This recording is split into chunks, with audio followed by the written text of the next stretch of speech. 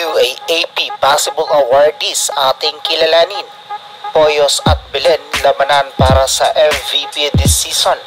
Kanino behind na sa mga individual stats? Oste at Enyu hakutan ng awards? Good day, Chismosang! Welcome back to our channel. But before that ay huwag mong kalimutan mag-subscribe and click our notification bell para update ka sa latest chismis ng volleyball sa Pinas.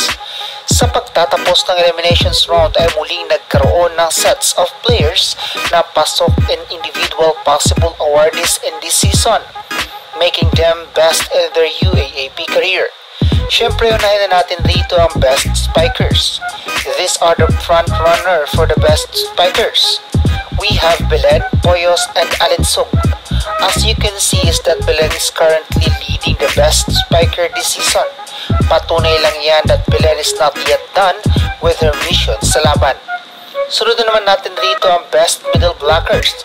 These are the possible awardees. We have Gagate, Itang, and Nogales. If possible, this will be the third middle blocker of Tia Gagate in her UAAP career. This may be her last stint in UAAP, but she really makes the most of it. Next naman natin ang best opposite spiker. Silang tatlo naman talaga ang naglalaban for this position. We have Solomon, Lapot, at Jurado. But this time, Solomon really have a best game so far, and now trying to get her second best opposite spiker this season. Isunod naman natin dito ang best setter. Well, hindi naman naglalayo ang mga excellent sets ng mga players na ito. We have Carvalho, Coronel, at Magsumbol. No question nga kung bakit si Carvalho pa rin ang nangunguna sa best setter due to her IQ kung paano ito pinapagana ang lahat ng mga spikers nito mapaharap o sa likuran. Sunod naman natin ang best libero. These three are the reasons kung bakit walang lumalapag na bola sa kanilang team. We have Pipito, Verdiflor, at Hardio. As of the moment, it's Pipito's time to outshine other liberos in this season. Pinatunayan nga lang nito kung paano nito pinuputo ang mga hampas ni Lapot or kanino. Lastly, ang MVP this season. Dito nga ay maraming nag-aaway-away o nagtatalo-talo kung sino kina Belen at Poyos ang karapat dapat maging season's MVP.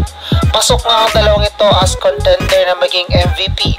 Belen took the first spot with 81.60 SPS, while Poyos is only behind with 3 at nagtala ng 78.75 SPS. This means ay halos walang pinagkalayuan ang kanilang performance na nagawa after the eliminations round. Aside from the MVP ay pinagtatalo na rin ng mga supporters sa kung sino ang karapat dapat maging Rookie of the Year kina Poyos, Dongallo at Magsumbol. But this time, Poyos is actually getting the first choice and deliver her best performance in this season. Whoever na makakuha as Rookie of the Year is deserving naman para sa awards. It will depend on the UAAP management kung sino ang bibigyan nila ng mga awards na ito. So mga kachismosang, baka may sarili kang opinion about this possible individual awardees. Comment your thoughts below. So hanggang dito na lang muna mga kachismis natin for today's video. Huwag kalimutan mag-subscribe and click the notification bell para update ka sa latest chismis ng volleyball sa Pinas.